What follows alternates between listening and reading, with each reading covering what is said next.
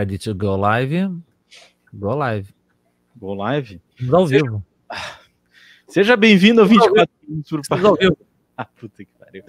Ah, depois eu vou ter que editar, cara. Por que tá fazendo Vamos ao vivo. Ah. Seja bem-vindo a 24 Frames por Página. Eu sou o Renato e hoje vamos falar sobre o filme Sociedade dos Poetas Mortos, né? Clube dos Poetas Mortos, opa. Clube dos Poetas Mortos, olha aí, ó. Poetas Mortos, opa. O Duda viu a versão portuguesa de Portugal, então virou Clube. Sociedade dos Poetas Mortos. É. Um filme de 1989, né? Que foi de minha escolha, depois eu explico por que eu escolhi e tal. Mas comigo, quem tá vendo, né? Quem tá ouvindo, tá lá ali embaixo nas descrições, tem um YouTubezinho, né? Ou acompanha @Valvulado Podcasts, que aí tá lá também, pelo menos um pedacinho desse. Pra nos xingar bastante lá, por gentileza. Isso aí faz parte também. Né? Comigo tá a Vani, com problemas de internet, mas deu tudo certo, né, Vani? Nossa, 1 hora de tentativa de resolver o problema, mas deu certo, deu certo. E o Duda, que sempre vai ter que dar um resuminho, né? Curiosidade curiosas, resuminho. Dando resuminho então do filme Dead Poets Society, Sociedade dos Poetas Mortos, ou em português de Portugal, Clube dos Poetas Mortos, opa, né? Um filme onde um bando de putos se reúne numa caverna para falar poemas. É um bando de putos. E é verdade mesmo, um bando de putos, que são meninos. Que se reúne numa caverna, né? Em Portugal, o sujeito do sexo masculino jovem, um puto. Né? E uma fila de pessoas novas é uma bicha. Os putos no bicho, esperando para tomar uma pica no cu.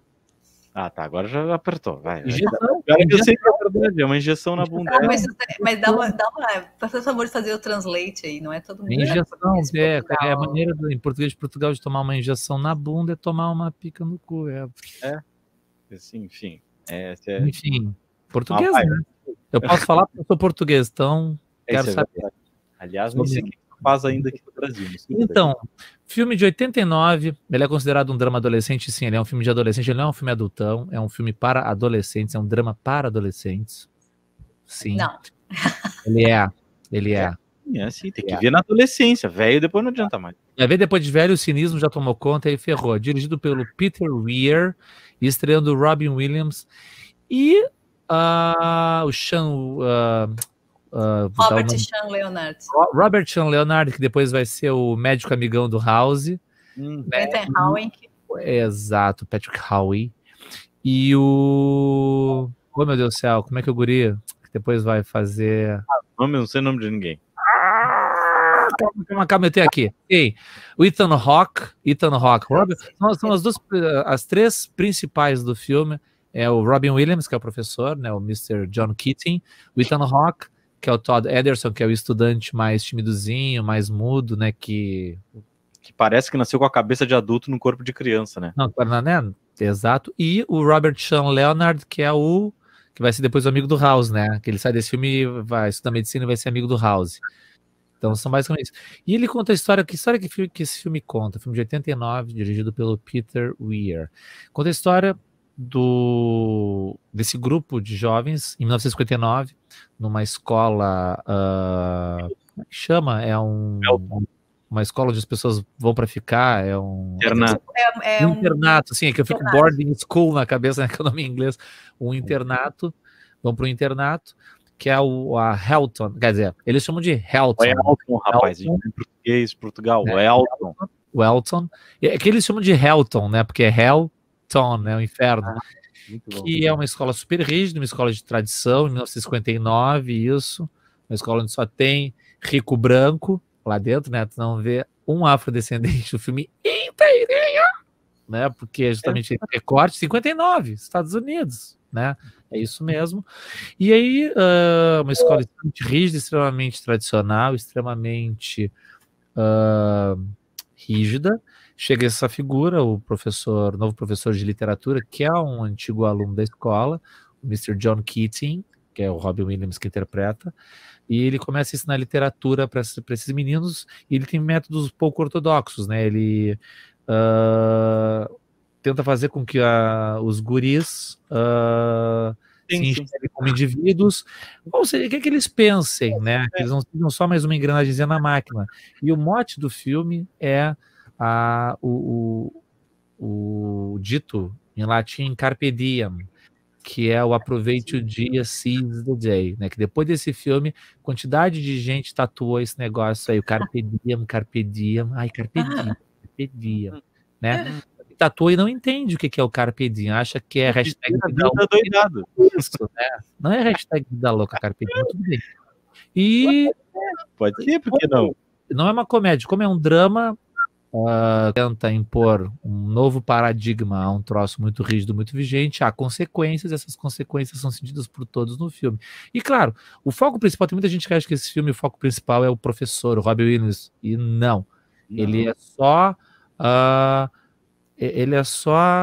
um instrumento, a faísca, é só a faísca que bota em movimento tudo que acontece, né? Porque os protagonistas principais são aquele grupo de jovens que tem um núcleo, claro, não é uma turma inteira, né? Mas é um núcleo bem que são o Todd Anderson, que é o Ethan Hawke, o Neil Perry, que é o principal, vamos botar assim, que é o Robert Sean Leonard. Aí tu tem o Knox Overstreet, que é o Josh Charles, que também trabalhou no seriado, é o Ellie McBeal, se não me engano, o Josh Charles. Tu tens o Charlie Dalton, que ele é o cara, esse sim é o porra louca da turma, é o bom vivan. Tu tem o Richard Cameron, o Pitts e o Mix. São basicamente os que fazem parte da Sociedade dos Poetas Mortos, que é um grupo do qual o Mr. Keating fazia parte quando era estudante, que basicamente ele é um bando de guris que vai para uma caverna, fica lendo poesias e poemas a noite inteira, né? E é basicamente isso. O filme. É basicamente isso o filme. Algumas impressões aí, mas por que eu escolhi esse filme, né? Por que tu escolheu esse filme, Renato? Por que eu escolhi esse filme, né? Cara, na verdade, sim, eu aproveitei esse momento que a gente vive, né, de pandemia e né, de distanciamento ainda, né, porque embora tenha pessoas na rua e em bares e restaurantes, enfim, né, essa questão do ensino, né, da presença do professor, da importância do professor, da escola, né, eu acho que ela tá sendo discutida, sendo revista. Acho que algumas pessoas talvez que tinham uma visão deturpada da figura do professor e também da escola, talvez com os filhos em casa tenham repensado um pouco sobre isso aí, mas eu acho que é primeiro um filme que eu fazia algum tempo que eu queria rever, né, então acho que esse podcast também serve para isso, né, botar coisas que a gente quer ler, mas a gente não tem tempo de ler, então a gente bota na obriga, e o filme também, mas também porque, enfim, nós três somos professores, né, muitas vezes quem nos ouve são, pela faixa etária, segundo ali o Spotify e o SoundCloud, são pessoas até 24 anos, então são jovens, né, são pessoas jovens. Então, eu acho que é um filme que discute essa questão porque tem uma coisa que me incomoda muito nessa geração, assim, não estou dizendo que a minha geração era melhor, estou dizendo que né, essa tem essa diferença, assim, que com 14, 15 anos, eles meio que eles próprios parece que se obrigam a escolher o que eles querem fazer da vida. E aquilo ali vira a meta de vida e a frustração, ela faz parte dessa questão toda. Mas eu me lembro que era comum, assim, né? Quando eu tive 16, 17, 18 anos, era comum as pessoas não saber o que iam fazer. Porque ainda estavam pensando, analisando, o que é realmente comum, né? Não é uma coisa, né? De certa forma a gente conversou sobre isso lá no Natureza Selvagem, né, mas eu acho que é um filme que traz essa discussão, né, do que a sociedade está te dizendo, do que teus pais estão te dizendo para fazer, e às vezes as pessoas acabam seguindo isso e acabam tendo uma certa frustração, mesmo aquelas que talvez se tornem bem-sucedidas financeiramente falando, né, daqui a pouco seguem uma profissão, ganham dinheiro, mas são pessoas um pouco frustradas, né? Mas também essa figura do professor, né? Dessa tal doutrinação que dizem que a gente faz, né? E a gente faz muito mal, né? Porque se a gente fizesse bem, conforme eles dizem, né? Nessa hora nós estava todo mundo num comunismo aí brabo já, né? O melhor, não, na verdade a gente não tinha saído, né? Do socialismo, nós seríamos só socialistas. Eu só gostaria de doutrinar meus alunos a fazer os temas, a ler. Exatamente. Essa doutrinação para mim já estava boa. É o que eu falo, se eles não entendem, se eles não entendem que tem que ficar quieto, prestar atenção e fazer tudo, como é que eles vão entender qualquer outro tipo de coisa? É tudo problemático, né? Mas, e eu acho que esse filme, ele traz a essência do que é ser professor, né? A real é essa, assim, ó. É claro que ali a gente pode pegar, se botou a literatura, né, como pano de fundo. Mas poderia ser filosofia, poderia ser história, poderia ser geografia. Matemática não, porque matemática é uma merda, né? Quem é pessoa de matemática gosta de matemática aí vai pro inferno. Beijo, Elton. Beijo tantos, né? Brincadeiras à parte, embora seja verdade, né? Essa figura do professor que ele tá ali para desconstruir, ele pode passar a matéria, ele pode passar, né? E aí aquelas coisas que, né, a simbologia, talvez um certo exagero, muitas vezes, né? Então, mas eu escolhi esse filme porque ali tem a figura do professor e a figura do que é ser um jovem, né? E esse jovem reprimido, né? Que isso acontece, né? E uma coisa que me chama a atenção é que algumas vezes tu tem famílias, né, que podem reprimir o jovem por algum motivo. Tu tens que fazer isso, estuda porque tu vai ser médico, vai ser advogado. Ser professor, não, né? Estuda porque tu vai ser professor, isso não acontece. Mas também essa autorrepressão que eles mesmos fazem, né, neles, assim, eu tenho que fazer isso, eu vou estudar, e aí daqui a pouco roda numa prova, não consegue, e a frustração pode tomar conta, né, da vida, e pode acontecer o que acontece no filme, né. Então que também, se for analisar, né, os dados aí, cada vez mais, né, jovens acabam cometendo suicídio por frustrações, né, enfim. Então acho que é interessante conversar sobre isso, eu acho que é um puta de um filme para se falar, embora, né, ele é um filme para adolescente, tem que ver na adolescência, é aí que tá, é como o Apanhador no Campo de Centeio, aquele livro que tu tem que ler jovem, tu não pode ler velho, senão tu vai jogar tudo para cima para sair correndo. Aí não dá mais, né?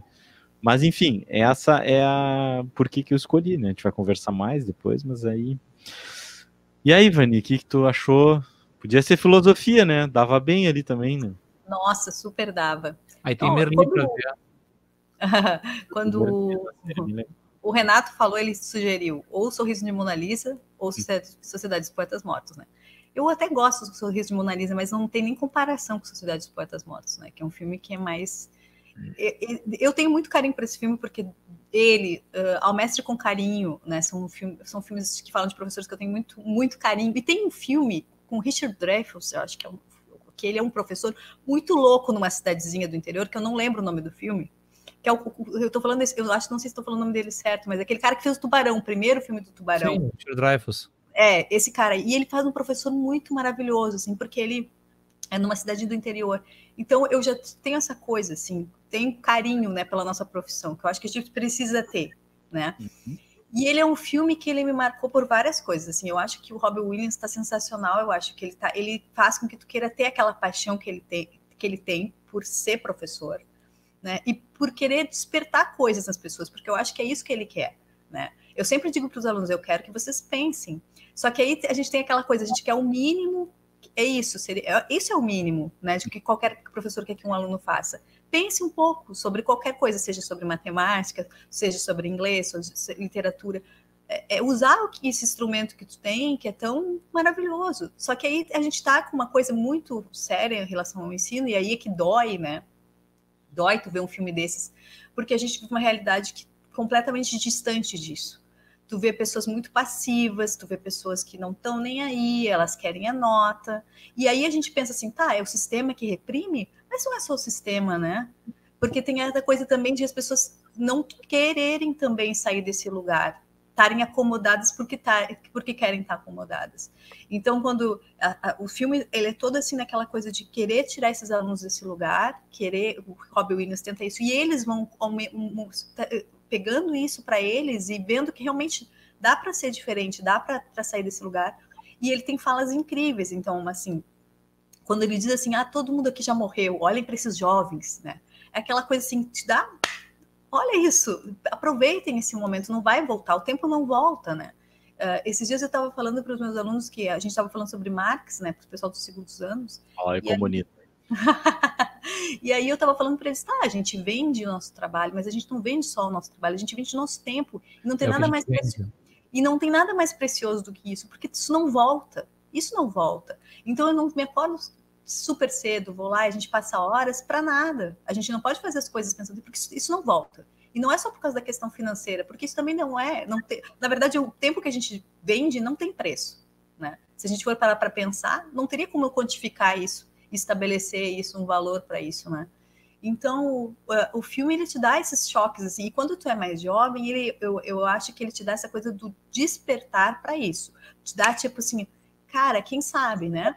Quando a gente é mais velho, a gente tu já entra no lugar do Robin Williams. Eu já, naquela época, já entrava meio na onda dele, mas tu também entra numa seguinte situação, que é o quanto que a gente pressiona e que a gente espera dos jovens que eles façam determinadas coisas, que às vezes a gente não faz, ou enfim, coisas que, tipo o pai do personagem do Robert Sean Leonard, que espera coisa dele, né? Mas ao mesmo tempo eu tenho certeza que esse pai jamais ia querer o resultado final daquela pressão toda, sabe?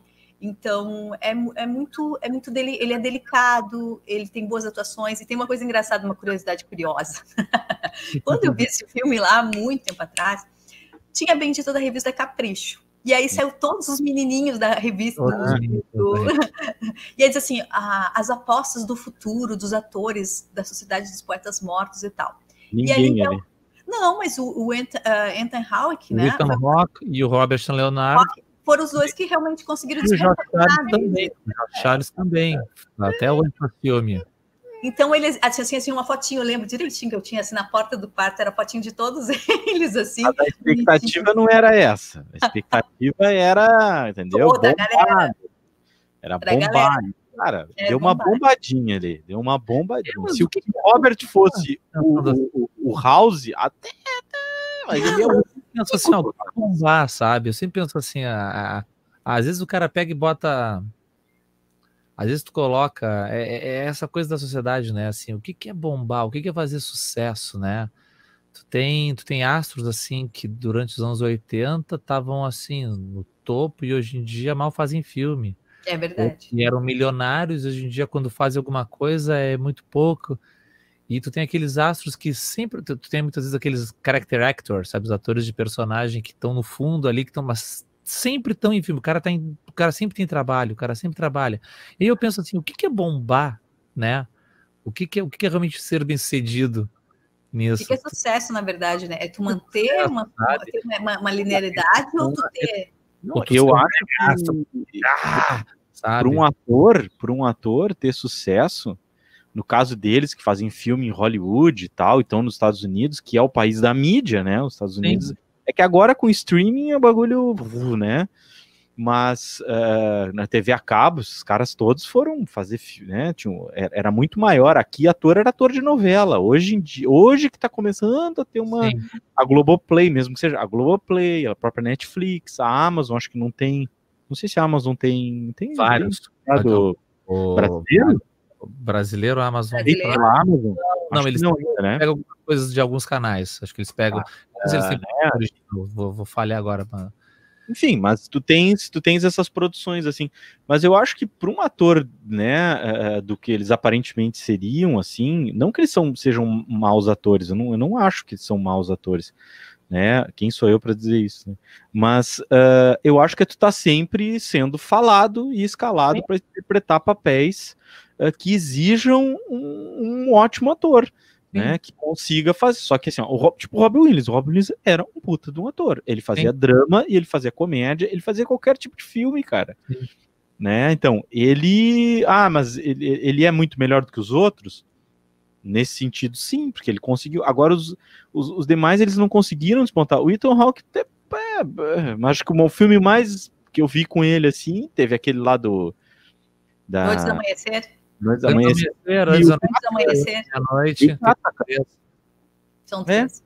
E o Gattaca. Aquele lá esse é maravilhoso, esse é muito bom. Esse é massa. O Ethan Hawke tem vários filmes. Assim, cara, mas assim, ó, dele. Mas é que nunca parou de trabalhar também, sabe? Sempre fez, sabe? Sempre trabalhando. Sabe que ele tem filme muito bom com a Angelina Jolie, que é não é o Colecionador de Vidas Roubadas. Vidas Roubadas. Vidas Roubadas. Isso, Nossa, ele é bom. Porque esse cara, ele consegue, mas ele é meio tipo de ator pra ser aquilo ali. Ele não consegue participar de uma comédia e participar de um drama, participar de um... Não é comédia. Não tem a cara dele mesmo. Ele é mais dramático. Ele é bem mais dramático. Ele é um baita. Então, nesse sentido, eu acho que ser bem-sucedido talvez seja... É como um professor. O que é um professor bem-sucedido? Um professor bem-sucedido é aquele que consegue permear todos os conteúdos das suas disciplinas, né?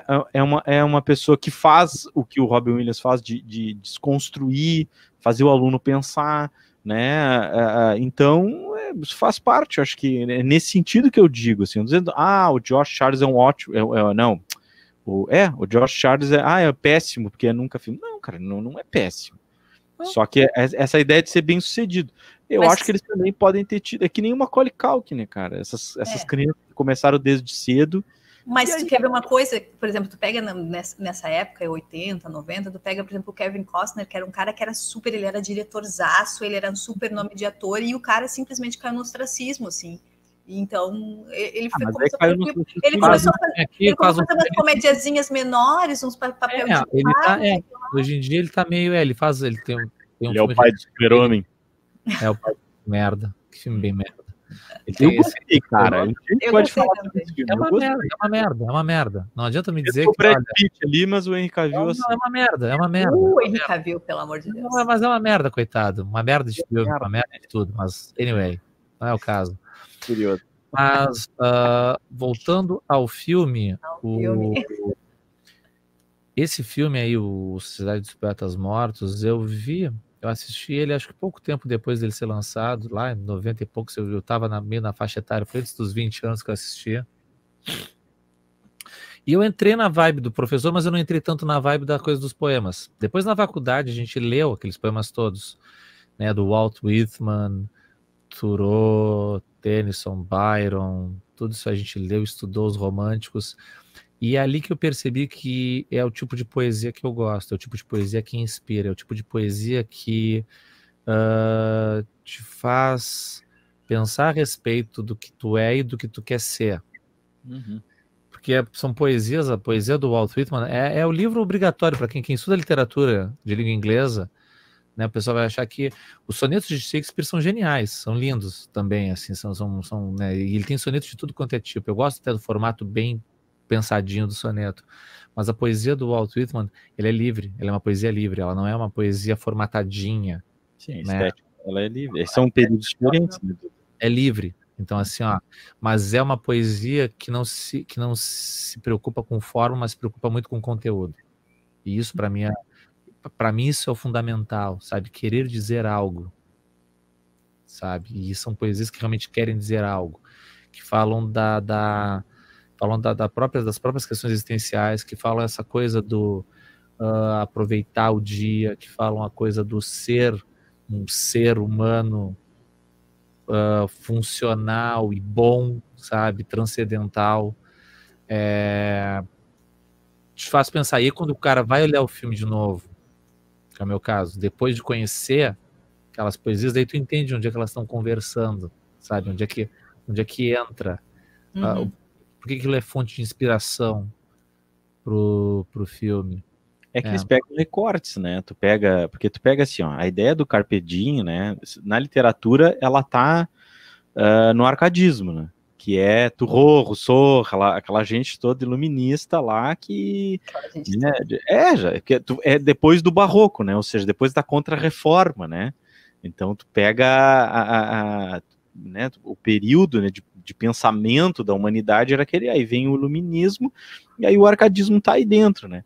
Mas eu acho que é uma coisa interessante se pensar é que o eu lírico dessas poesias, eles tendem sempre a falar de universalidades, né? Ou seja, né, como tu pega que o antecessor, né, pra gente aqui é o Camões, né, que tá no classicismo, quando ele fala lá, amor é fogo que arde sem se ver, é um contentamento descontente, é ferida que dói e não se sente, ele está falando do sentimento amor. Ele não está falando do amor dele pela Mariazinha, que eu posso não sentir, ele está falando do sentimento. Então, se eu não interessa, se eu posso amar meu cachorro, vem um ET aqui, desce, ele vai olhar o sonho e falar assim, nossa, sou eu aqui dentro. né? Então, falar da universalidade. Por isso que eu sempre falo assim, eu gostaria de ler poema, né? Camões, tu pega ali uns poemas Árcades, né? Mas mais a parte do classicismo ali. Mas então é essa ideia de pensar por si só. E aí, se tu for pensar, né, toda essa ideia e aí tem aquela frase que abre, né? Que tava no meu Orkut, né? Quando eu lembro assim, tinha uma frase do Turro, não sei o que, já procurei na internet, né?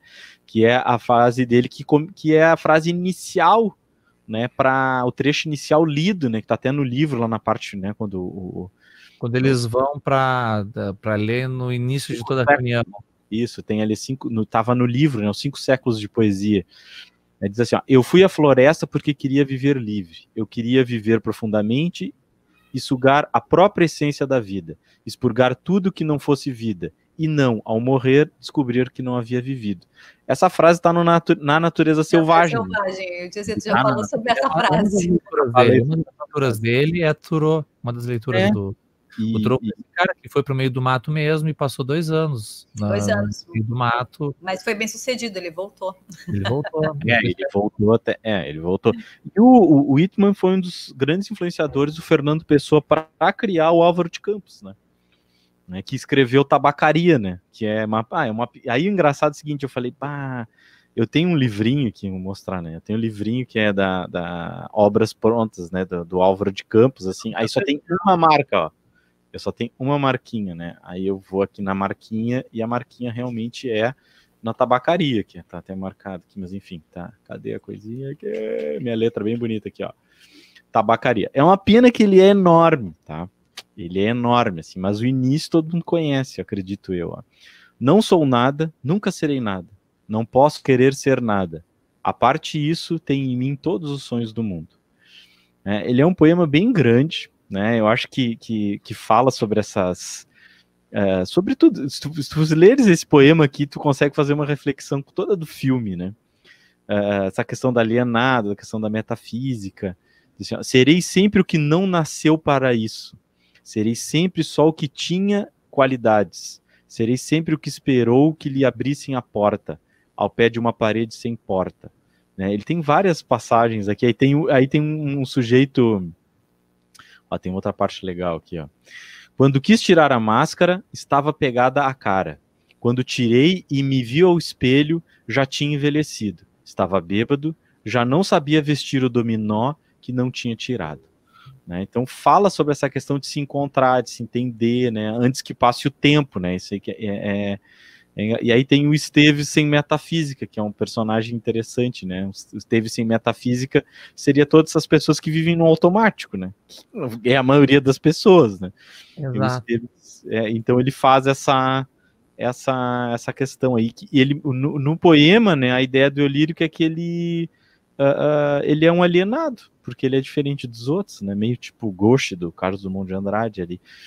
Então o legal, é interessante assim, que aquilo que eu estava falando, ele retira pedacinhos de poema para trazer essa reflexão, né? Que todos eles se conectam. Sim, né? Isso, claro, é que nem o que ele lá no início, que é o To the Virgins, to make much of time, né? Os virgens, né? Para tirar o melhor do tempo. Que basicamente é uma tradução bem livre, né?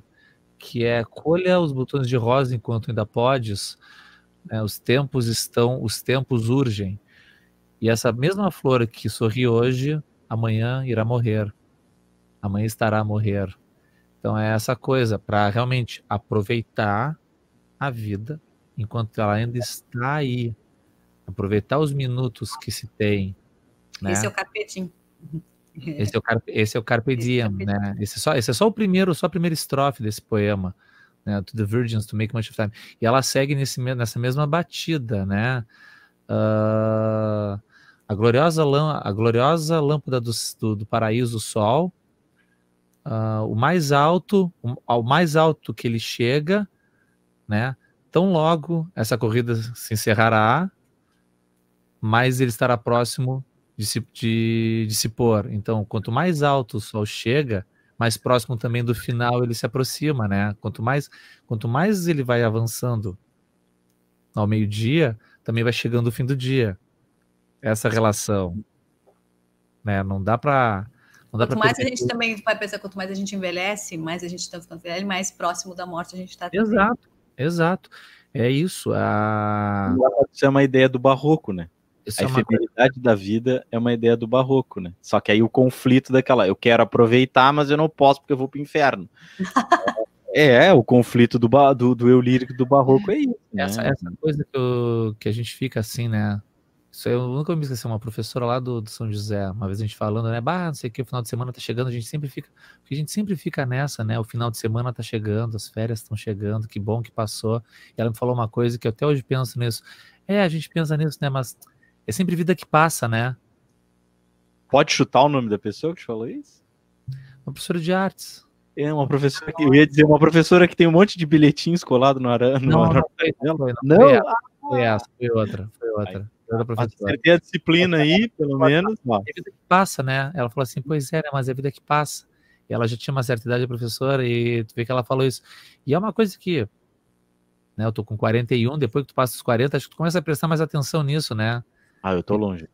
É meia idade. Vai te catar, Renato. É meia idade, quando o cara fica pensando assim, é meia idade, né? Será que eu vou chegar aos 80? Ai, gente, mas tem uma outra coisa assim, eu acho que a gente tem que pensar que na cronologia do tempo e na cronologia da vida, também tem uma outra coisa que a gente conhece pessoas que são muito velhas e que são absolutamente jovens de espírito, Sim. e tem pessoas que são absolutamente jovens e que são muito velhas de espírito também. Então, assim, idosinha, criança idosa, é o que mais tem hoje em dia. Eu era uma criança idosa, eu era uma criança que gostava de conversar com adulto. Eu sempre fui dizer assim, aquela história de dizer assim, eu adorava, eu achava lindo dizer que eu tinha uma alma velha, mas eu ficava impressionada, porque eu não gostava de estar com criança, eu gostava de estar no meio... 4 anos lendo Nietzsche. Com 4 anos lendo Nietzsche. A Vani era aquela coisa assim, tu pergunta pro Renatinho, do que você tem medo? Eu tenho medo de escuro, professor. Aí pergunta pro Dinha, do que tem medo? Eu tenho medo de altura, professor. Aí pergunta pra Vanizinha, do que tem medo? Eu tenho medo da insignificância humana diante da infinitude do espaço, contra consigo mesmo. E aí pergunta pro Joãozinho, o que tem medo, Joãozinho? Da Vaninha. Um ET, né? Um ET. Da Vanizinha. Mas até chorei de rir. Mas na verdade, assim, é isso mesmo, assim, eu era uma criança que gostava de estar no meio dos adultos e conversar com adulto, assim. Então, é uma coisa. Ela era aquela criança chata que não deixava os adultos conversar, queria se meter no papo, sabe? Sempre tem. Não, mais engraçado. Todo grupo de amigos tem aquele amigo que tem filho pequeno, que é pai de primeira viagem, então tem aquele filhozinho que não deixa o adulto. É um anão, não é uma criança. Sabe por que eu não era isso? Porque eu sempre fui muito de escutar. Então eu ficava quieta, escutando, às vezes eu falava alguma coisa. Eu não era aquela criança que tagarela.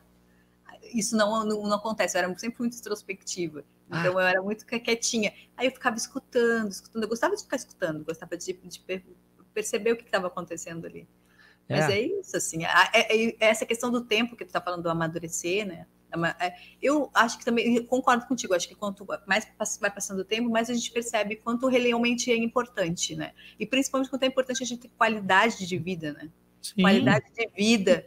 Quanto isso é mais importante do que quando a gente fica pensando assim nessa coisa do dinheiro, etc., da questão dos status sociais, que é muito que aqueles meninos ali, eles estão, mesmo na flor da idade, porque eles são bem jovenzinhos, eles começam a se atinar para isso, e tanto é que o personagem do Robert Sean Leonardo, ele é o cara que se atina, não, mas eu sei o que eu quero fazer. Eu sei o que eu quero fazer. Eu acho que não é nem aquela pressão que o Renato fala assim, que ele precisa saber o que vai fazer, ou que os pais querem que ele saiba que ele tem que fazer, que ainda isso sempre acontece. Eu acho que isso não vai deixar de acontecer tão cedo. Eu acho que porque só eu acho que nas futuras gerações de pais que talvez pensem diferente, mas talvez. Talvez também não sei. Qual é o problema? Eu tenho sorte. Assim, eu tenho sorte, ou azar nesse aspecto, né? Por falar, porque eu fiz, olha, meus pais. Tu era o mimosinho, tu era o bebê. As tuas irmãs têm 80 anos, o Duda era o bebê da casa. Pode fazer o que tu quiser, meu filho. A minha irmã era assim, rebenta a casa inteira. E meu irmão te apanhava, respirava, apanhava. Apanhei pra caramba. Apanhei pra caramba, mas eu sou irmão do meio. É o mais mimado, é o do meio, não é o caçula, é o do meio. Eu fui mais cuidado, eu costumo dizer que eu fui mais cuidado, porque antes de mim, a irmã que tinha, eu fui mais cuidado, porque antes de mim, a minha mãe eu tive uma irmãzinha que, logo antes de mim, que não vingou, vamos botar assim, né? Ela nasceu prematura e com 2 mesinhos faleceu, então quando eu cheguei, fui muito cheio de cuidado. por causa disso também, né? A minha irmã, eu tenho uma irmã que é 15 anos mais velha que eu, ela diz, né, que quando que essa irmãzinha, que no colo dela, ela chegou a ter uma paradinha cardíaca 2 vezes no colo da minha irmã mais velha. Então, quando eu nasci, ela nem queria me pegar no colo. Ai, que pecado. Ela ficou assim, sabe? Traumatizada, tadinha. A guria tinha 13 anos, imagina. Né? Que pecado. Mas, cara, fica assim, ó, eu tinha na cabeça que eu queria fazer uma coisa, né, assim, eu tinha aquela coisa, vou ser médico, mas eu nunca trabalhei para isso, eu nunca estudei para isso, assim, a não caía Super-Homem, Marvel na prova, nunca caía essas coisas que eu sabia tudo. Cara, mas a questão toda eu queria fazer teatro. Fiz teatro, fui atrás e tal, eu ia apresentar, viajava com 17 anos, eu viajava. Deve ter interpretado, não? A minha mãe costurava assim, as fantasias, as roupas da coisa, chegava assim, mãe, faz aqui assim, a mãe fazia. Figurino, menino, não é fantasia. Né, o figurino. Né, teatro adolescente, teatro criança. Isso é uma coisa engraçada, eu nunca fiz teatro enquanto criança, eu fazia teatro adolescente. Eu fiz adolescente também um pouquinho. Né?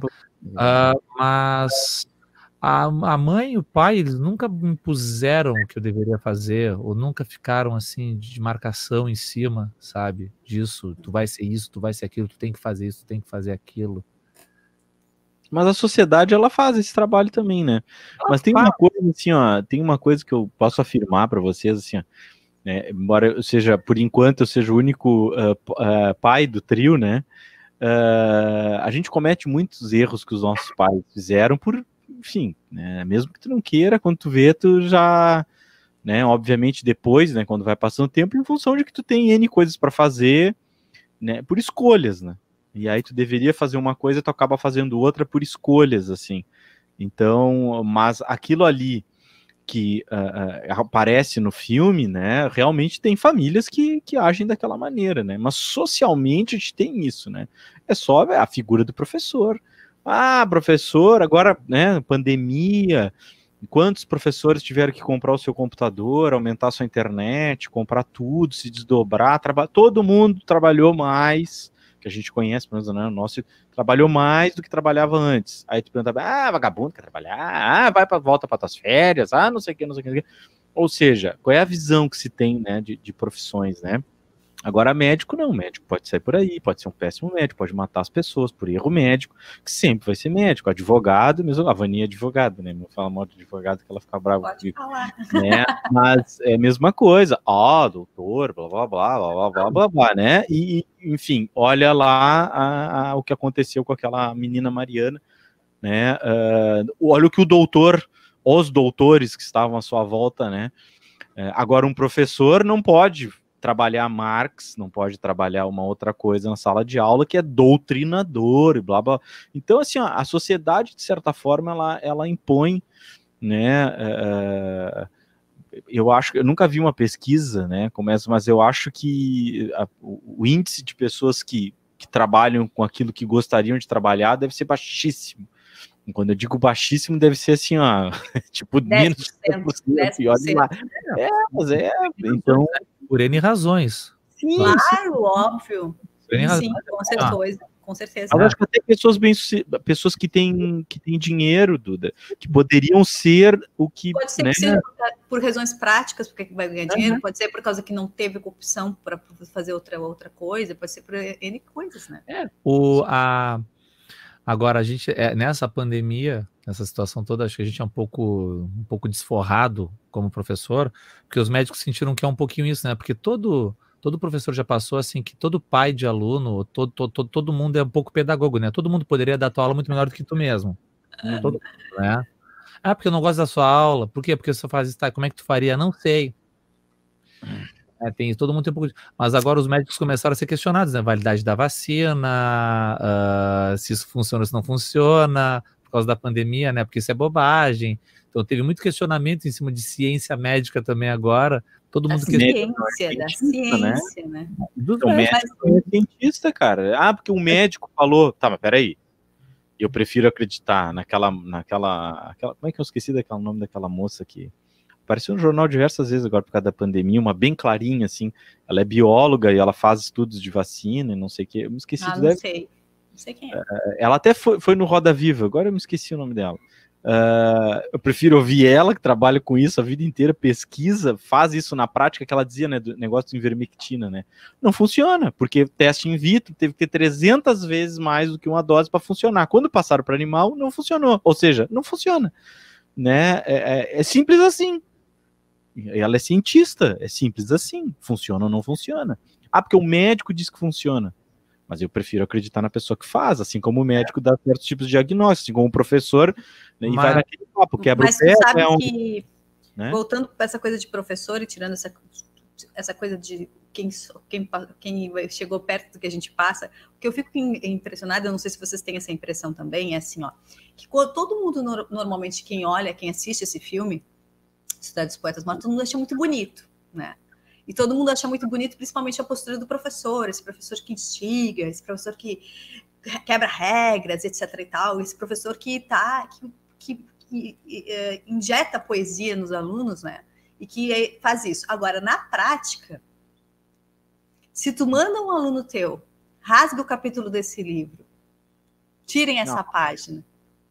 Se tu diz para um aluno, sobe em cima de uma cadeira, para tu ter uma outra perspectiva, ou em cima de uma mesa, né? Que no filme sobe em cima da mesa. Tu é demitido. Tu é demitido. Porque, na verdade, assim, é tudo muito bonito. Em tese, né? Na prática, se a gente quer ser assim, eu sei porque eu, quando comecei a dar aula, eu estava assim, ó, totalmente, porque imbuída de todos esses espíritos que estavam dentro de mim. E aí o que acontece? Eu fui experimentando todas essas coisas, e chega no momento que as pessoas te chamam a atenção, e aí em várias instituições que eu passei isso aconteceu. E as pessoas acham lindo, e eu percebo até por isso, assim, há pouco tempo eu fui ver uma série catalã, eu só vi o primeiro episódio, porque todo mundo falava, vai ver o Merli, vai ver o Merli. Vai ver o Merli. Eu tive um professor maluco igual a ele, e ele era muito rechaçado na faculdade por causa disso. E eu lembro que no primeiro episódio do Merli, ele vai falar sobre o Aristóteles e os peripatéticos. Os peripatéticos eram os discípulos dele que saíam a caminhar com ele. Ele saía para dar aula caminhando. E eu disse, nossa, mas eu já fiz isso. Eu fui dar aula no Cefet, que agora é IFSU, e eu levei os alunos, eu levava eles para o jardim, eu levava eles para outros lugares e tal. E era muito assim, tá, era permitido. Mas tu sabe que sempre tem aquela pessoa com aquele olhar, mas será que isso vai dar certo? Será que tá dando aula mesmo? Será que isso é aula? Será que não tá dando uma matação? Olha o que essa... Eu tenho certeza... Eu sei que uma vez eu fui questionada por uma pedagoga, porque foi assim, a aluna não passou comigo. Ela não passou porque ela não foi nas aulas, simplesmente ela não apareceu nas aulas, não tinha como avaliar, então ela não passou. E eu lembro que a gente estava no período de transição para a reforma, que era uma coisa que a gente estava tirando o modelo francês, né? Então os alunos não tinham nota, era só avaliação em cima de conceitos, enfim, aquela coisa pedagógica muito louca. Tá, aí eu lembro que eu cheguei e disse, tá, não passou. E essa pedagoga chegou e disse assim para mim, Vanito, não tem nenhum trabalhinho, qualquer porcaria para tu avaliar? Eu disse, não, eu não tenho. O que aconteceu? Essa resposta.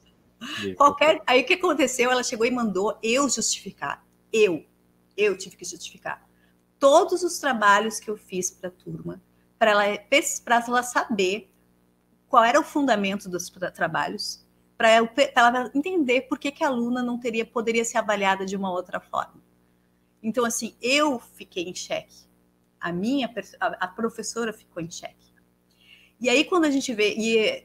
Claro, obviamente, a gente está nesse momento, uma pandemia, e a gente sabe quantas vezes a gente é colocado em xeque. Né? Embora a gente saiba que a gente agora está super sendo... Muitas pessoas estão super elogiando, estão dizendo assim, nossa, olha aí, que guerreiros, que isso, que aquilo outro, né? De um modo geral, as pessoas estão tendo essa visão.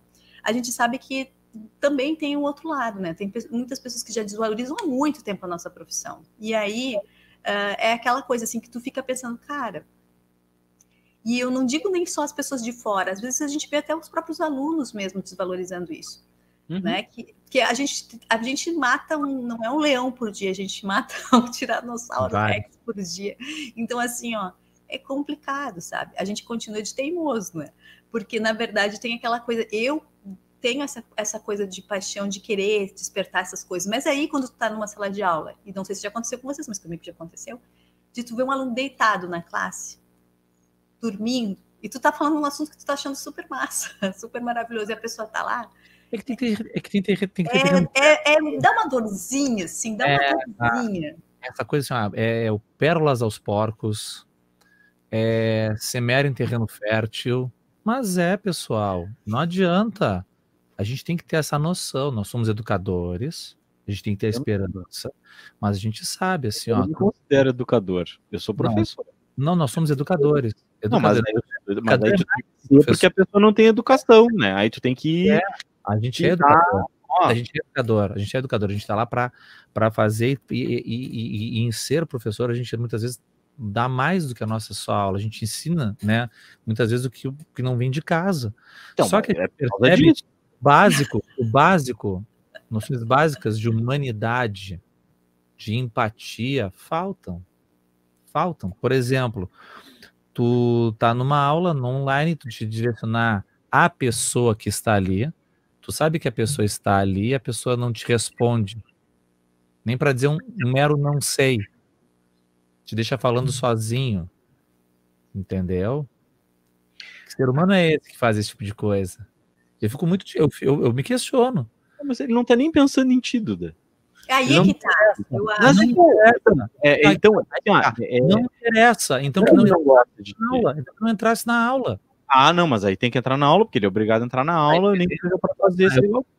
Que ser humano é esse?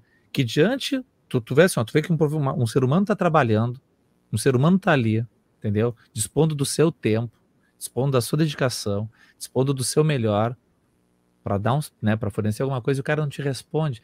É que assim, essa visão brasileira da educação, é isso, né? O pior é que assim, se desse uma doideira, a gente voltasse a ser como era antigamente, que o professor era aluninho só olhando um para a nuca do outro, só conteúdo, as mesmas pessoas que hoje reclamam, né, da maneira como as aulas são também não iam gostar. Então a gente olha, vou te falar assim, ser professor é uma profissão complicada, mas no contexto como o Brasil, assim. É uma profissão ingrata, Duda, porque tu depende, porque assim, tu depende dos outros porque dar aula, ela só se torna uma coisa realmente boa se tu tens um retorno ali imediato. Eu estou dando a aula e os alunos estão prestando atenção e participando. Então ele é imediato.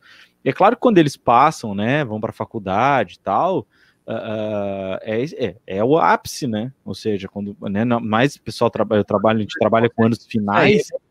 É mérito deles. Pô, sim,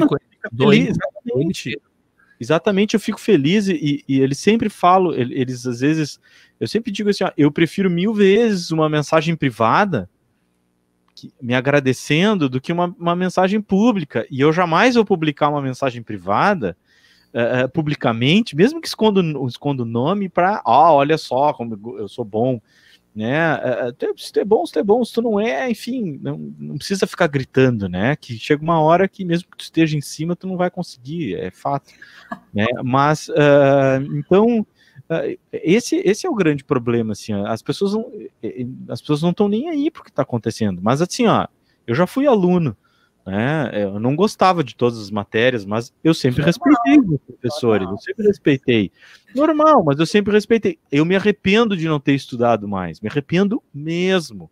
Não porque eu poderia ser outra coisa, né? Não. Aproveitar melhor, né? Aproveitar melhor algumas matérias, não todas, mas algumas matérias, ter aproveitado melhor alguns professores que eu tive. O Duda, é interessante pensar o seguinte, no momento que tu estuda, por exemplo, tu está no colégio, tem muita matéria para estudar, né, de áreas diferentes, super diferentes, mas no momento que tu te dedica a saber aquilo ali, automaticamente tu tá exercitando o teu cérebro, porque quando tu souber outras coisas, tu vai saber mais do que as outras. Exato. Então, isso eu me arrependo. Eu me arrependo disso, entendeu? Eu me arrependo disso, de não ter feito esse tipo de coisa para ser um profissional melhor, mas também para ser uma pessoa melhor. Mas, né? Mais conhecimento, não ficar no achismo. Eu acho. Ninguém. Eu fui aprender a ser um estudante razoável durante a universidade. Eu também. Eu vou dizer para vocês que é o contrário. Na especialização e no mestrado é que eu comecei a entender que agora eu estou começando a gostar de estudar. Porque eu não sei se também eu fiz 2 faculdades juntas, daí eu ficava muito naquela loucura de prova e trabalho, leitura. Então não tinha tempo de absorver a coisa da forma correta. Deixar sedimentar. Exatamente. Mas o Renato estava falando, quando eu recebo uma mensagem privada de alguém dizendo assim, tipo, as gurias que estão na faculdade, nossa, Vani, lembrei de ti porque o professor pediu isso. Eu digo, cara, às vezes eu até publico porque eu acho que é uma forma de mostrar gratidão ao que elas estão falando para mim. Não é nem a questão de mostrar que eu sou fodona, assim, né?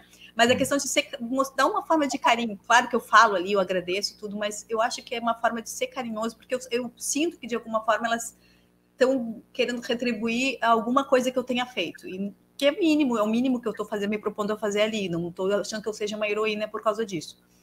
Mas eu acho que isso faz toda a diferença para o trabalho para a gente. Essa coisa porque mostra que teve, de fato, uma relevância, ou que teve uma importância. Porque essa coisa que o Duda estava falando do pessoal que não fala quando a gente está online, para mim, é que a gente não está vendo a cara deles, mas é a mesma coisa que acontece em sala de aula, quando tu tá falando, tá todo mundo quieto, tá todo mundo ou mudo, ou estão passando bilhetinho, ou estão conversando. Eu acho que mudou a forma da gente perceber isso, mas eu acho que isso já acontece na aula, na presencial, né? Eu acho assim que a grande coisa que eu vejo desse filme que traz para mim assim é um desejo que as coisas que eu pudesse de repente tocar de alguma forma os alunos, claro que não da mesma forma, porque obviamente cada professor é único e não sou o Robbie Williams, né? Mas era tocar isso, assim, essa questão de tocar no sentido de que fazer diferença alguma coisa que a gente fala, sabe?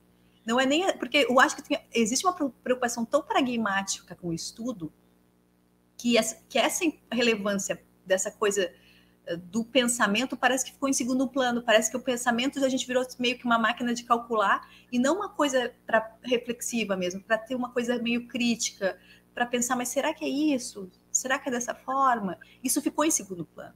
Porque, na verdade, assim, o jeito que a gente avalia os alunos é dessa forma, que é para ser mais pragmática, o jeito que as universidades avaliam também. Então, essa coisa do ser professor, no sentido de que eu quero que ele pense, mas pense amplo, sabe? Me desafie até a pensar também junto com ele. Questione. Me questione, né? Esses dias eu estava conversando com uma aluna, ela chegou e disse, professora, mas é assim. Eu digo, não, tudo bem. Eu disse para ela, eu só estou dizendo a minha posição, não estou dizendo que eu sou certa, eu estou te escutando, pode falar, entendeu? Porque essa questão, vamos trocar, entendeu? Vamos trocar ali. Mas eu fico muito triste que às vezes eu acho que essa troca está se perdendo muito, assim, e não é de agora, isso já é de algum tempo. Não, isso é de um tempo. Eu vou te falar assim, eu fiz ETFPEL, IFSU, né, para quem é de agora. Isso é engraçado, porque eu fiz ETFPEL, a Helena fez Cefet. Agora é IFSU. Isso é engraçado. Mesmo lugar, mesma estrutura, mesmo tudo. Os mesmos professores. Eu estava no segundo ano, aí tinha uma professora de português, então uma professora de português nova. E ela falava pra gente das poesias, e falava da literatura, e falava dos contos, e viajava. E eu viajava junto, sabe? Ficava assim. Aí tinha um colega meu, hoje em dia o cara é médico, né? A careta dele só viu quem está vendo, né? Quem está ouvindo. Aí o cara olhar pra mim assim, depois da aula, eu nunca vou me esquecer disso, cara. Nunca vou me esquecer disso. A gente saiu de aula, tinha sido uma aula foda. Sabe, ela falando, eu e mais uma outra guria, eu acho, não me lembro direito agora, mas era eu e mais alguém só. Minha médica. Não. Só o Dudinho ali virou. Não, um monte de gente. Esse guri é do mal, O cara, não, mas é que tá, mas o cara virou médico, não foi, eu não fiz porque eu também queria ser médico, não, a questão não foi essa. A questão é o Eu entendi o que tu quis dizer, assim, por causa de um intelecto assim, A questão da mentalidade, entendeu? Eu fui para educação física depois da aula, e eu achando a aula foda, assim, eu não tinha falado nada ainda, não tinha comentado nada. E o cara me olha assim, que viagem aquela aula daquela mulher, cara, nada a ver, que viagem. Eu olhei pra cara dele e disse, como assim, cara, tu é doido? Aula foda. Mas viagem, sabe? Mulher assim falando de literatura e questionando os significados e perguntando o que a gente achava e querendo discutir, e eu indo no embalo dela, né, por causa das minhas leituras e tudo mais que eu já tinha na época, e aquela mentalidade tecnicista de estudar e tudo ali assim, encaixadinho e bibibi bababá, a viagem. E aí tu vai assim, não, tem é isso, sabe? Honra, disciplina e excelência. Honra, aquelas bandeironas, né, que eles entram ali, né? Honra, disciplina. Tradição, honra, disciplina e excelência. Era tradição, era a primeira. Tradição, honra, disciplina e excelência. Então, eu tive aula de... Eu sempre digo assim, as pessoas, os nossos alunos, né, os nossos alunos se concentram tanto em querer passar, em tirar uma nota, quando é que tem prova, tem que entregar esse trabalho, e não sei o que lá. Aí tu pede um trabalho assim, vale nota, entendeu? Vale nota. Quando me perguntam se vale nota, já me dá uma brochada, sabe? Cada vez que eu Mas isso é normal, né? Pergunto se vale nota, sabe? Eu falo assim, vale.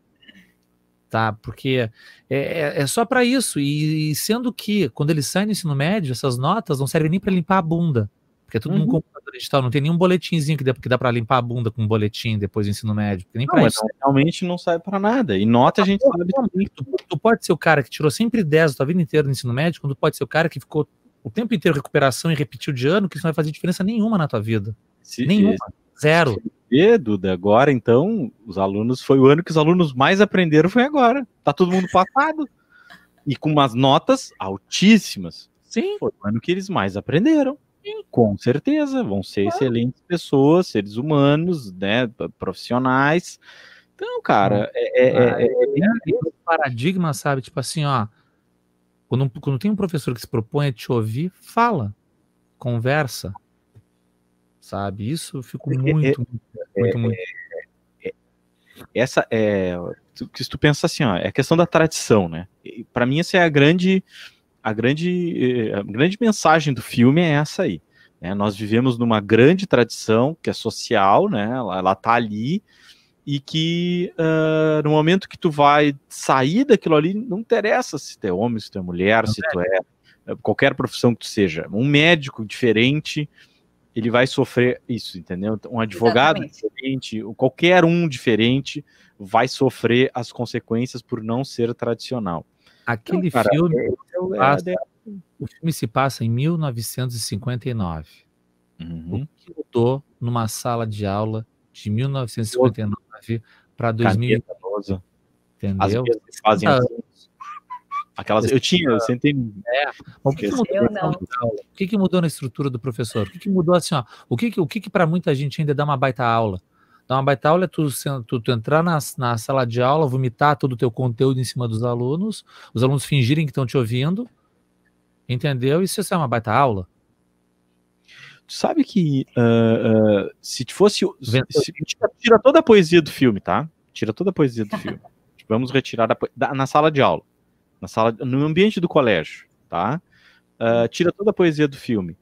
Só o fato dele fazer os caras subirem na classe, pular, pensar diferente, ir para fora, chutar uma bola enquanto fala, podia ser forma de Bhaskara.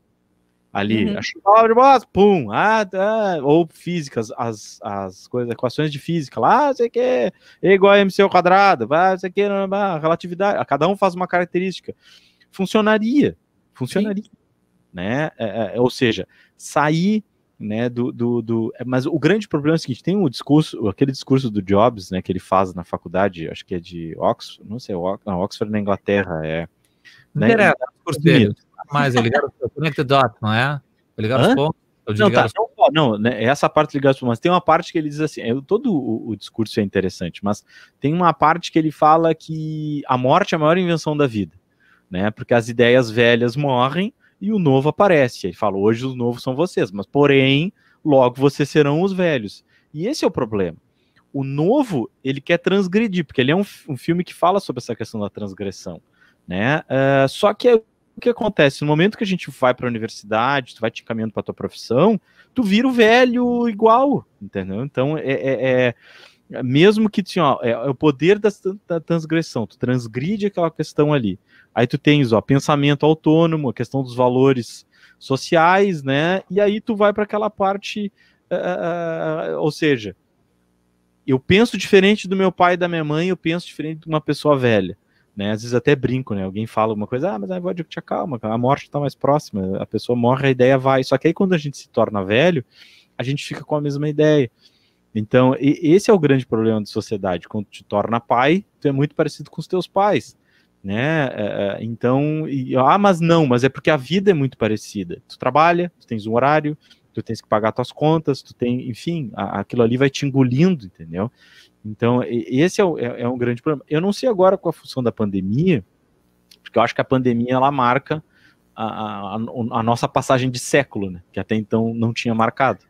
Né? A pandemia, ela vai marcar isso aí. A tecnologia, ela aparentemente, ela faria parte disso aí, mas ela não fez parte. Se tu for analisar as mudanças de século ao longo, né, tu percebe, né, que existem, e muitas delas, inclusive, trazem guerras, né, logo trouxeram guerras, né, mas então a pandemia talvez faça essa quebra, né, e aí que o discurso da escola sem partido ferra tudo, né.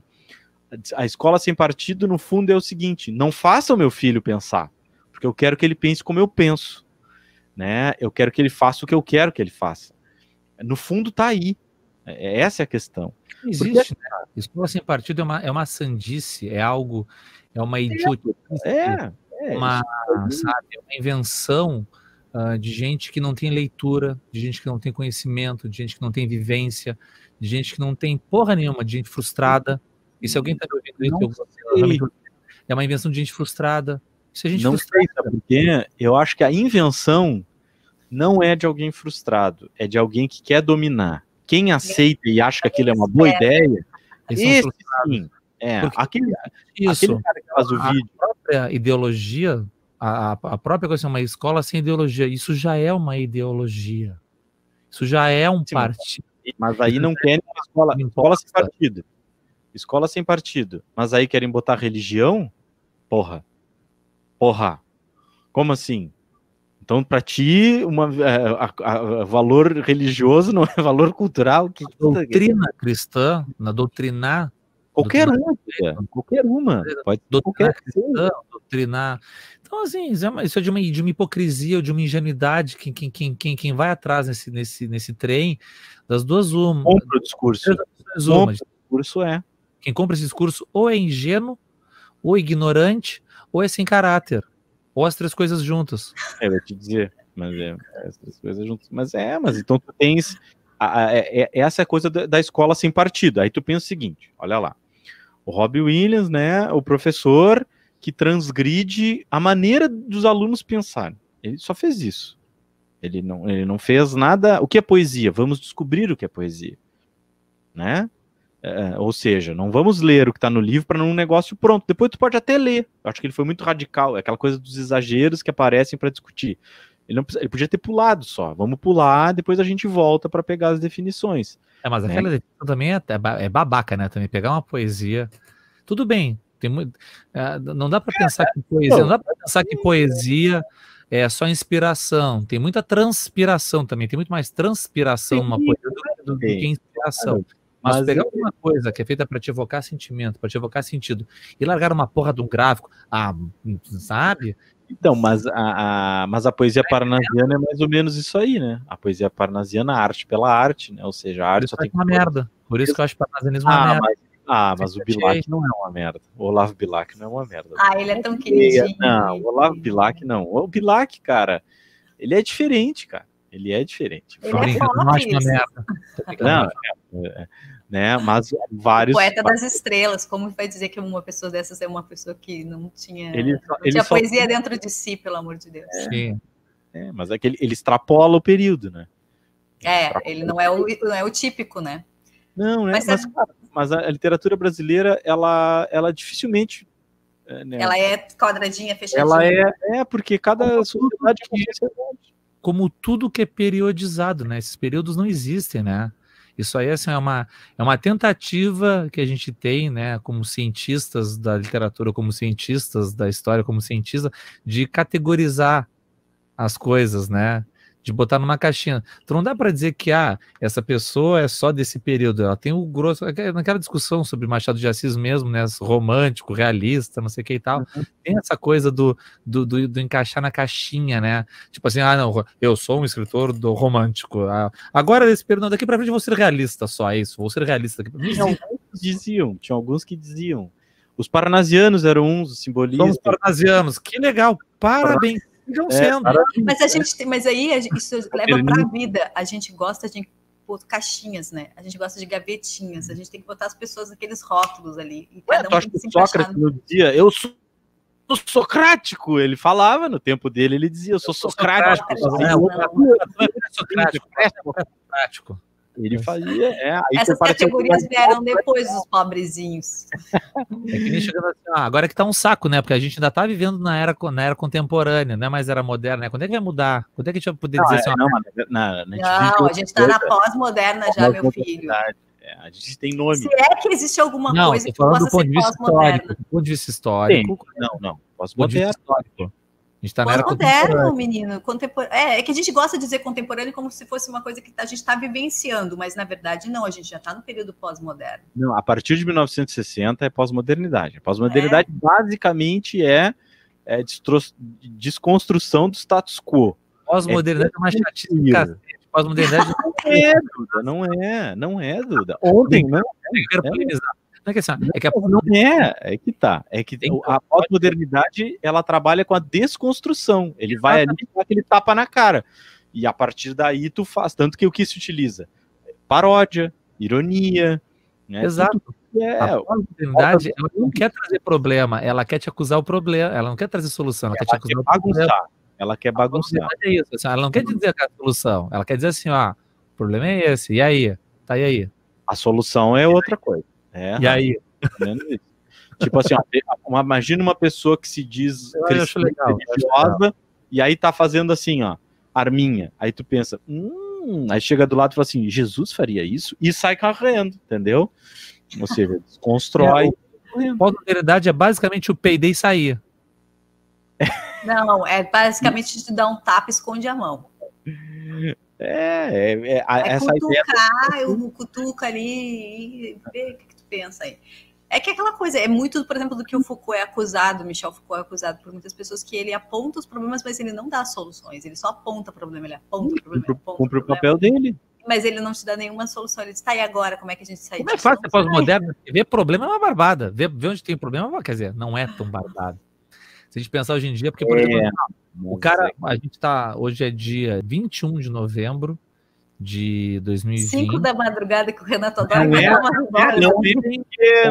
vez nós gravamos de dia, porque é sábado. É o único dia que uma pessoa foi espancada até a morte. Ai, meu Deus. No estacionamento de um supermercado aqui do Brasil. Não vou nem falar o nome do supermercado, que é para não dar mais ibope para esses desgraçados que eles têm que ser boicotados. E tem gente que não vê problema nisso ainda.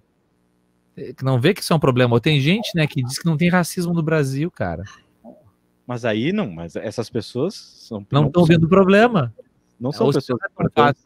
Vou me retificar. Não é tão fácil enxergar problema, porque tem gente que o problema tá te dando na cara, né? Tá te socando a cara de mão fechada. A pessoa mas eu acho que nesse caso específico é uma fala, digamos. Uma falácia, como é que é? Na verdade, a pessoa sabe que o que ela tá falando, ela tá falando uma grande bobagem, mas ela tá incorporando aquele argumento de autoridade para dizer que sabe que é mentira, né? Sabe? Não é possível que a pessoa pense que aquilo é real. Quem fala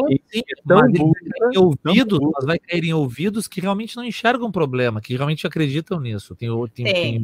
Não, sim, com certeza. Realmente acreditam nisso. Então, né? E é por isso que a gente se preocupa tanto. É por isso que eu acho que a discussão do Sociedade dos Poetas Mortos acaba sendo relevante. Fazer as pessoas pensar por si mesmo, né? E questionar. E saberem ser. E as pessoas também aprenderem a ser questionadas, né? É a pior coisa que tem. Uma pessoa variada, né? Tipo assim, imagina tu fala pros amigos, tem um filme que é foda, maravilhoso, de um cara que dirige um carro. Aí os amigos não gostam. Aí fica putado. Fazer o quê?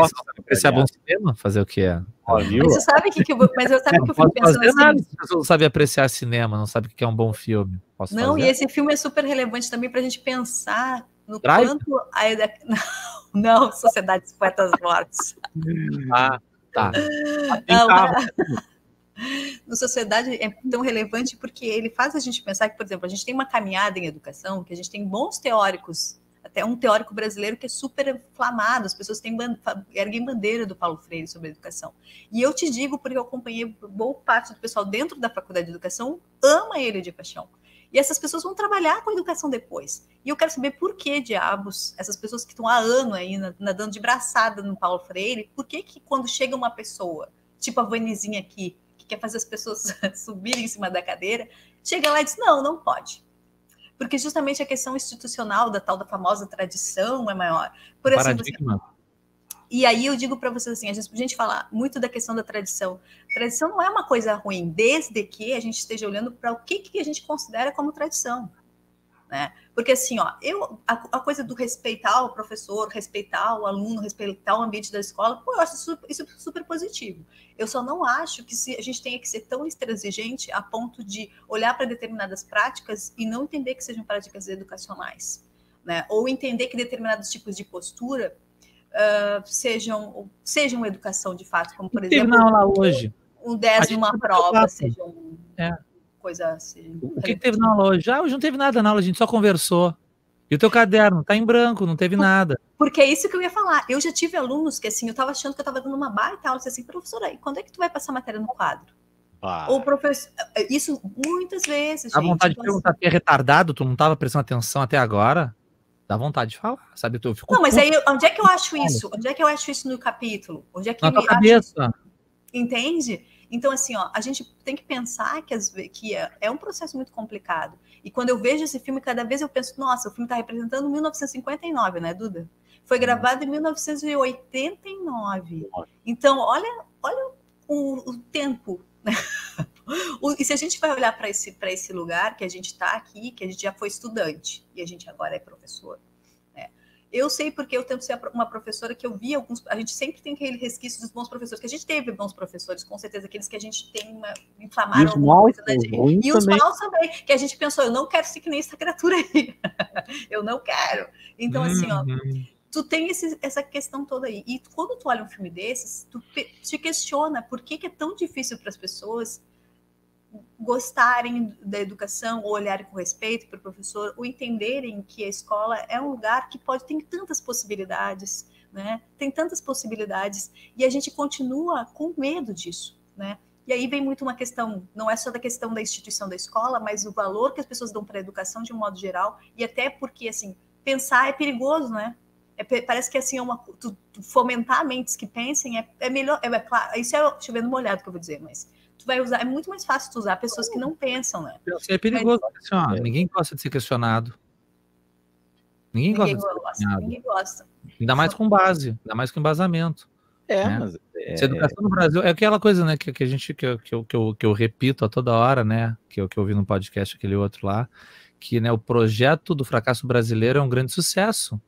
As pessoas, a educação no Brasil em si, se não fossem, assim, se não são alguns professores ainda sérios que querem tocar, que botam nas suas costas e tocam, né, a estrutura não te oferece isso.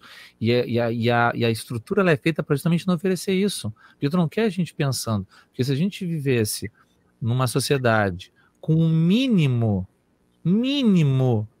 de gente assim que pensasse, questionasse, conseguisse ligar os pontos de uma maneira decente, entendeu?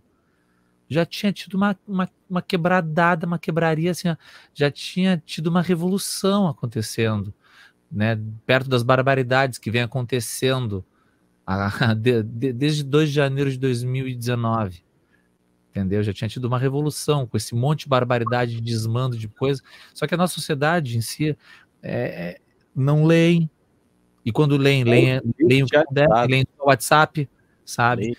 Não ligam os pontos, né? A educação, ela é vista como uma maneira só de doutrinação, de como é que eles gostam de falar, marxismo cultural, que é uma sandice tão grande quanto ideologia de gênero, né? Não existe.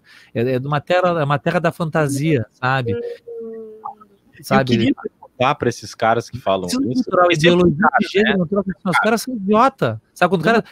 Mas nunca me falaram de maneira séria, ideologia de gênero. Tu é idiota. Onde é que tu leu isso? Sabe? Ideologia de gênero, tu tem algum problema? É porque o marxismo cultural... O que é marxismo cultural? Então, essa é a pergunta. Essa é a pergunta. Então, ô boca aberta. Onde é que tu leu isso? Do WhatsApp mandou? Sabe? Não, é aquela coisa do achismo, né? É aquela coisa é um achismo que vira uma passação de pano, né? Que é aquela coisa que eu ficava dando soco na mesa na outro podcast, ninguém me interrompeu, né? Mas tá lá, dando soco na mesa. Mas, cara, Duda, tu dizendo assim, que tu entra nessa questão de simplesmente é um adolescente, nossa, o dia que vocês forem, né, pai, mãe, vocês vão perceber isso aí, do tipo, tu vai cometer os mesmos erros, a gente tá ficando velho, e cara, não adianta,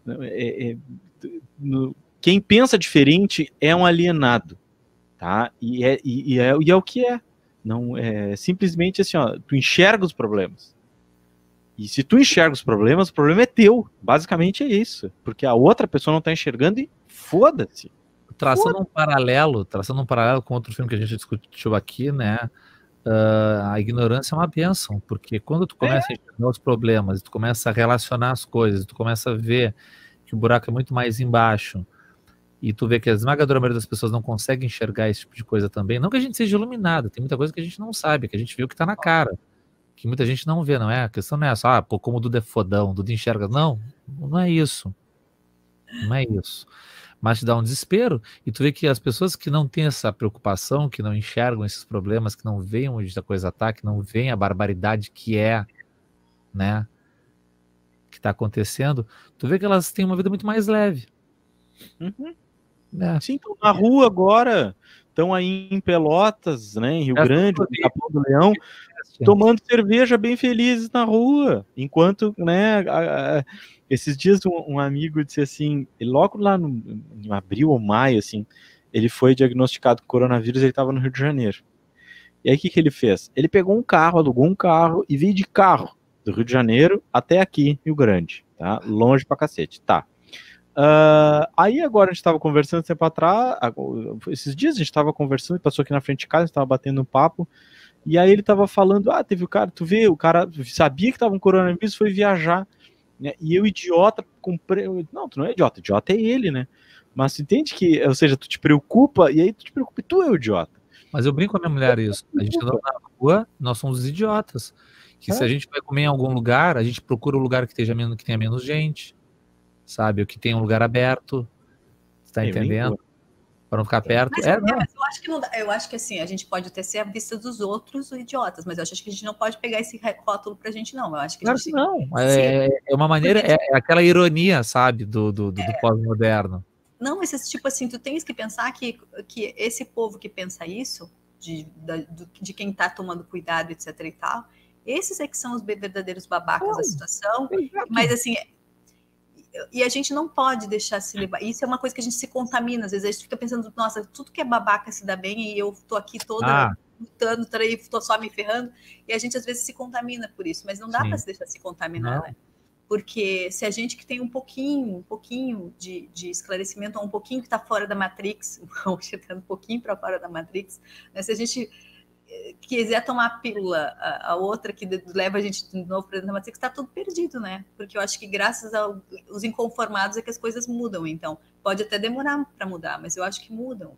Então... É o que eu espero, né? Mas é meio poliana, né? É meio poliana. Uma coisa, agora... Eu me lembrei, antes que a gente começasse a falar, eu me lembrei do outro filme que o Robin Williams fez, que ele tá maravilhoso, que é o Patch Adams, A Alegria Contagiante, que é baseado numa história real. Eu me emocionei muito vendo aquele filme, porque aí o cara, no meio da loucura, de um surto, que ele se interna, ele descobre o que ele quer fazer da vida, que ele quer ser psiquiatra, porque ele acha que as pessoas não estão dando realmente o devido valor para aqueles problemas, e quer ser médico, enfim. E aí, e ele fala justamente isso no discurso dele, olha, vocês não se deixem levar, vocês continua nadando contra a maré numa hora que ele está sendo julgado lá, porque não querem deixar ele se formar em medicina. E ele se formou e ele fez o hospital do jeito que ele queria, da forma como ele queria, de acordo com as crenças dele, né? O médico esse fez, o Adams. E é aquela coisa, assim, a gente tem que pensar que é isso, não dá para se conformar, né? Não dá para se conformar. Se a gente se conformar, não adianta, a gente meio que morre, né, em vida, né? E a gente... Acontece a questão do suicídio, né? O suicídio simboliza o quê? Um jovem que é apaixonado por uma coisa e é castrado pelos pais, e aí ele comete suicídio. Ali foi literal, mas se tu for ver, ou seja, aquele sujeito apaixonado pelo teatro, ele vai ser morto no momento que ele vai entrar na faculdade de medicina. Aquele sujeito morreu, né? Tem aquela do pneumotórax, né? A vida toda que poderia ter sido e não foi. Acho que tem um verso do poema do Manuel Bandeira que fala sobre isso, né? É uma vida que poderia ter sido e não foi, né? E o Carpe Diem é um pouco assim também, né? Ou seja, podia ter aproveitado e não aproveitar. E a questão do suicídio marca bem isso, né? E aí tu vê a ignorância. Ah, meu filho tem que ter um culpado. Aí o culpado é o professor. É o professor, óbvio, né? Óbvio. É o professor. Mas é que ontem o Renato colocou pra gente uma música que falava, como é que é, Renato, aquela que tu colocou que a gente esse ano, como é que é? Esse ano, a música na verdade é assim, ó. Morri várias vezes. O ano passado eu morri, mas esse ano eu não morro. Essa música é do Belchior, né, que o Emicida fez um sample, não sei como é que, uma coisa tipo assim. Smash, que eles chamam assim. E fez a música Amarelo, né, que nessa música com ele canta o Pablo Vittar e a outra pessoa que eu não vou me lembrar o nome, mas ela também é trans, tá?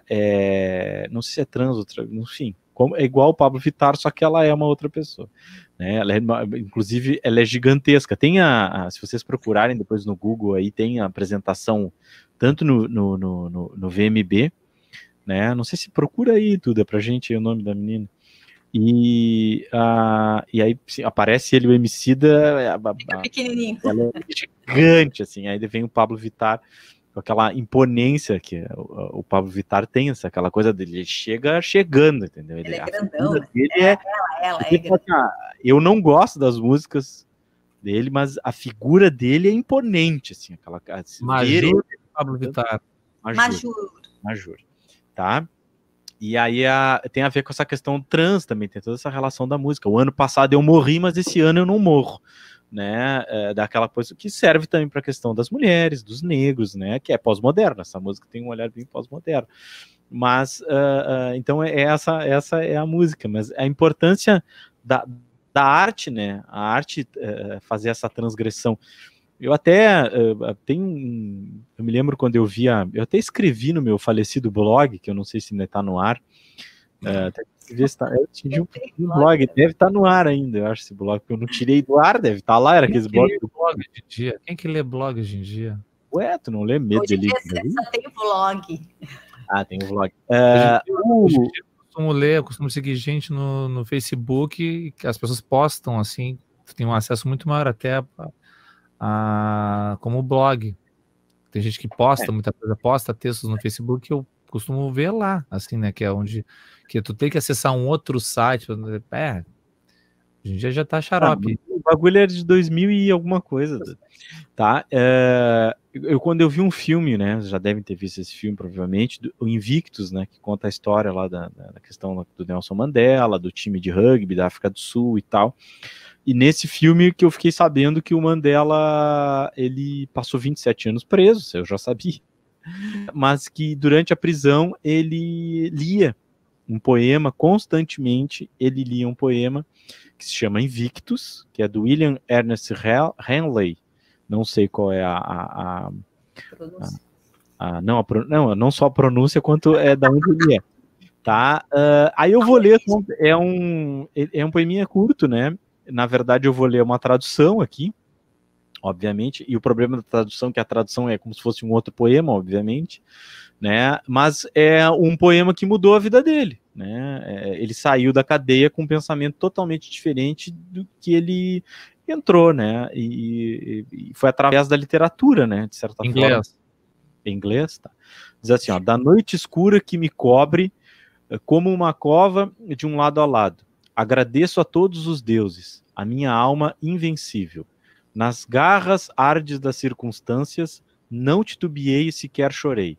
Sob os golpes do infortúnio, minha cabeça sangra, ainda erguida. Além deste vale de ira e lágrimas, assoma-se o horror das sombras. E apesar dos anos ameaçadores, encontro-me sempre destemido. Aí vem a parte que ele chama mais atenção. Não importa quão estreita a passagem, quantas punições ainda sofrerei. Sou o senhor do meu destino, o condutor da minha alma. E aí é que ele sai de lá e propõe a mudança toda que a África do Sul passou, né? Que é o subjugado, quando chega ao poder, ele não vai subjugar, né? Quem o subjugou, ele vai, né, para ter a paz social, e a partir daí se tem, né? Se desmancha, enfim. Que é uma coisa muito difícil, né? Tu perdoar o teu inimigo. Aliás, teve um cara bem famoso que fazia isso, né? É fácil perdoar o seu amigo, quero ver tu perdoar o teu inimigo, né? Um tal de Jesus Cristo, acho que alguém já deve ter ouvido falar dele, né? As pessoas deviam lembrar um pouco mais disso. Mas, então, ver como essa importância da literatura, né? Mas aí, é claro que ali no filme é literatura, mas a gente está falando de arte, né? A arte Para citar Paulo Freire, quando a educação não é libertadora, o sonho do oprimido é ser o opressor. Uhum. É isso aí.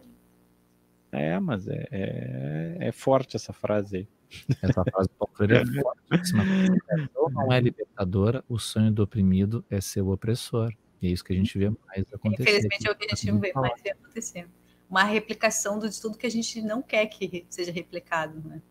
Exato. E quando nós somos pais, a gente repete os erros, né, que os nossos pais, como tem a música, né, como os nossos pais, eu não sei se a música é da Elis Regina ou ela é intérprete. Eu acho que é o Belchior que escreveu, e eu acho que Elis Regina é a intérprete, eu acho. Como nossos pais. Então, como nossos pais, então, na verdade é essa, né, tu acaba cometendo o erro, e as pessoas não se dão conta, né, que é aquela questão até do cancelamento, né.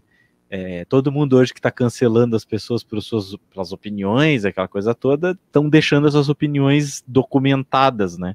As barbaridades que eu falava e pensava quando eu era adolescente estão lá naquelas salas, aqueles churrascos, naquelas mesas de bares, que a gente falava as coisas, né? Agora não, agora tá tudo documentado, tá lá, tem como esse próprio podcast, ele é das nossas barbaridades. Exatamente, tanto que eu já até tá falando para minha esposa, eu falei, ela assim, tenho curiosidade agora, né, no verão, então começar a escutar, né, para ver o que se fala, assim, porque eu acho que é um exercício muito bom para a evolução, né.